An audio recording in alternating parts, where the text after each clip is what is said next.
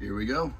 It's a little bit of plastic modeling answers here with the Phantom Chronicles all combined. What I'm going to do is I'm going to show you today how to make this acrylic rod into this nice bent little rod right here for the purposes of mounting on a stand. So we'll just we'll go ahead and take a look at that, see what we can do. It's something that's eluded me much of my modeling lifetime. You know, a lot of people have said, oh, go put it in the oven and heat it up, and then once it's heated up, it will melt really nice, and so on and so forth. And then others have said, you know, go to a hobby store and buy a heat gun that will allow you to warm these things up. I'll tell you what, none of that stuff has ever worked for me. Number one, I never wanted to attempt putting plastic into the oven. Never know what will happen with that. The heat guns that I've bought at hobby stores in the past have never been in any way powerful enough. And then I just happened to buy this puppy right here for another purpose. This DeWalt heat gun is very handy and works very well. I like this little piece here, so you can have it so it just shoots the heat out there, or you can have it so it will direct the heat. And I kind of like the direction part of it, because one of the things that we have to do is once it's rolling, once it's going, we have to roll it like it's on a spit, if you will, in order to get it warm enough, and then we can bend it. So one of the things I want to do is I want to make sure that I have the already completed one in front of me so that I can mirror it. Now this is going to get a little loud, but just bear with me here so you can watch how this goes. It does take a couple of minutes. So one of the reasons I really like the DeWalt heat guns, and you could use anybody else's heat gun too, but I like DeWalt. You push it in and you use this little button right here, and it locks it on. Okay, so then that means I can set it down here and I can use both hands to roll this thing. Now these, while this is warming up, I can tell you a little about these acrylic rods I found on eBay. You just type in acrylic rod on eBay, pull them up, and then you tell them what size you want. Now I got mine a little bit smaller than need be, so that I can have some fluctuating ability inside of the aircraft. What we'll do once it's time to actually put them in the plane is we'll probably wrap it a little bit with some electrical tape, and then we'll put a whole bunch of epoxy around it, and that will hold it in place permanently.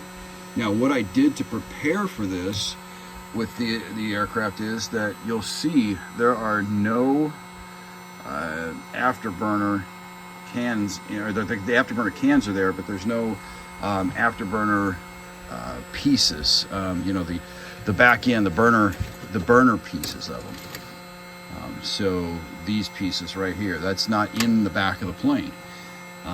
And of course you have to put the afterburner cans on before you put them inside the plane, so a whole bunch of painting and stuff has to happen.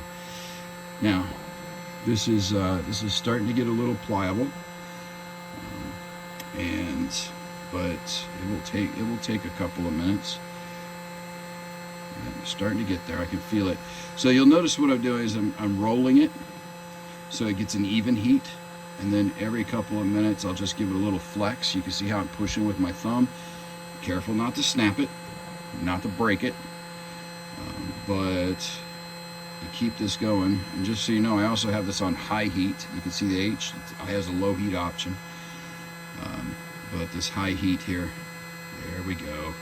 Now look at that, it's starting to bend now. Keeping it in there, keeping that bending going. Now what you don't do is you don't just crash, you know, you slowly bend it. All right, so you can see I got a little ways to go, and you don't have to, even after you take it off, you don't have to You don't have to have it perfectly bent immediately, because it will stay. And then I also overbend it. I don't know if you saw that, but I overbent it and then pulled it back a little bit, because it does have a little bit of spring in it. And there we go. We got two identical ones. So now I can turn off my lovely little heat gun. Total time talking at all, 5 minutes and 32 seconds or less. And what we'll do later on is we'll put those things in, we'll cut them off a little bit, and we'll have a phantom on a stick. I do want to have it rolling just a little bit, because you'll notice I got the ailerons specifically done, so it's going to be into a little bit of a turn. So when we get to this piece a little bit later about actually mounting this, just keep that in mind. This is what we did. That's what we did right there. And but we'll do another session at a later time. Now, what I really like about the heat gun is, like I said, is it stays nice and clear. This is the hot one. This is the cold one that we've already dealt with. Really easy to bend, and of course the smaller ones are going to bend a little better. Then once we're ready, we'll just get a small saw. We'll cut them off where we want to cut them off. We'll have some scraps, but hey, they're only a few cents a piece, maybe $1 a piece, not too much. So hopefully that helps you understand how we're going to be mounting this at a later point.